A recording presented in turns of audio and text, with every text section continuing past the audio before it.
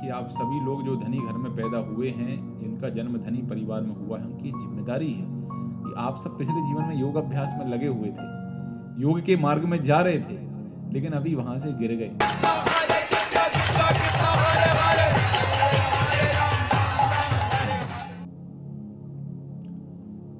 आपका जन्म धनी परिवार में क्यों हुआ है?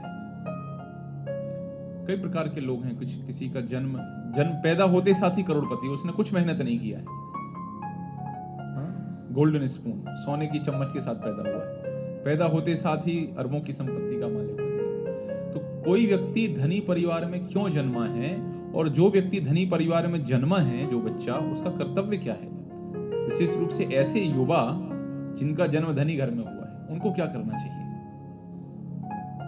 क्यों हुआ उनका धनी घर में जन्म? तो भगवान श्री कृष्ण से अर्जुन ने भगवत गीता के 6वें अध्याय में 37वें श्लोक में यह प्रश्न पूछा था।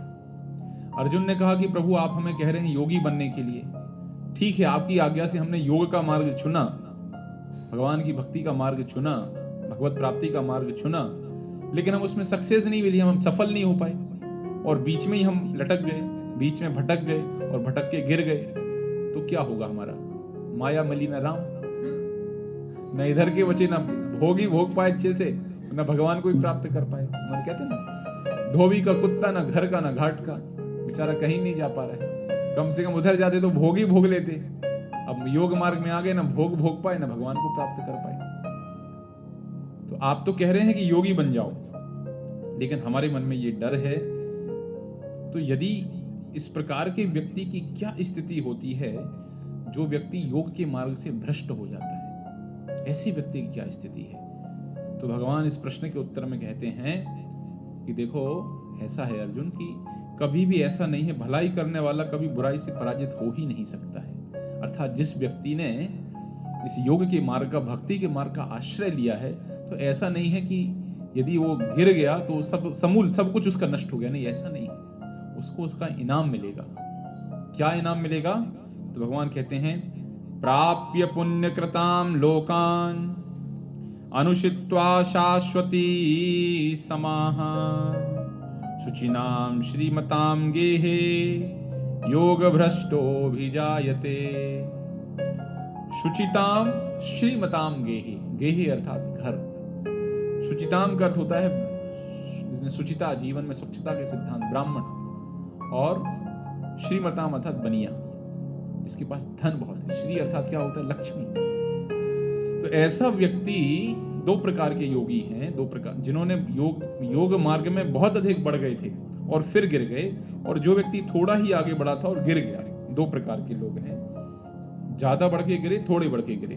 तो ऐसे लोग जो थोड़े ही बढ़ के गिरे थे, भगवान कहते हैं कि असफल योगी पवित्र आत्माओं के लोकों में अनेक अनेक वर्षों तक भोग करने के पश्चात सदाचारी पुरुषों के परिवार में शुचिताम या कि श्रीमताम गेहे, धनवानों के कुल में जन्म लेता है। तो कोई व्यक्ति धनवानों के कुल में पैदा यदि हो गया है, तो उसके पीछे कारण क्या है? पिछले जीवन में योग से भ्रष्ट हुआ है, योग के पथ से गिरा है। अब चलिए ठीक है, योग के पथ से गिर गया है, तो क्यों उसको धनी घर में भेजा गया है? देखिए, आप सभी लोग जो धनी घर में पैदा हुए हैं, जिनका जन्म धनी परिवार में हुआ है, उनकी जिम्मेदारी है कि आप सब पिछले जीवन में योग अभ्यास में लगे हुए थे, योग के मार्ग में जा रहे थे, लेकिन अभी वहां से गिर गए। अब जिम्मेदारी क्या है? जहां से गिर गए थे वहां से फिर से क्या किया जाए?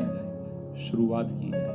इसलिए हर वो व्यक्ति, सबके लिए है भगवत भक्ति, सबके, लेकिन विशेष रूप से जिस व्यक्ति का जन्म धनी परिवार में हो चुका है, उसकी विशेष जिम्मेदारी की गंभीरता से इस भक्ति के सिद्धांत को ग्रहण करे, गंभीरता से इस भक्ति के मार्ग को स्वीकार करे, और उसकी जो बची हुई यात्रा है, उस बची हुई यात्रा को पूरा करने का प्रयास करे।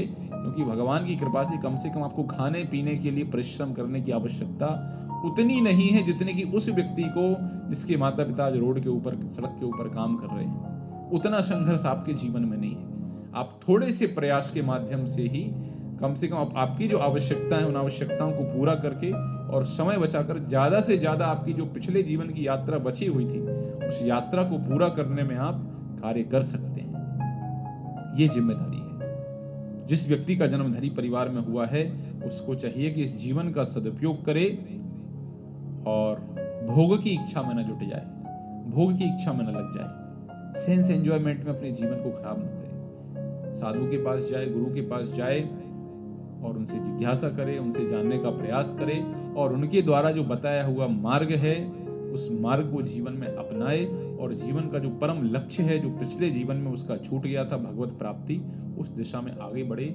ये उस व्यक्ति की जिम्मेदारी है जिस व्यक्ति का जन्म धनी परिवार में हुआ है।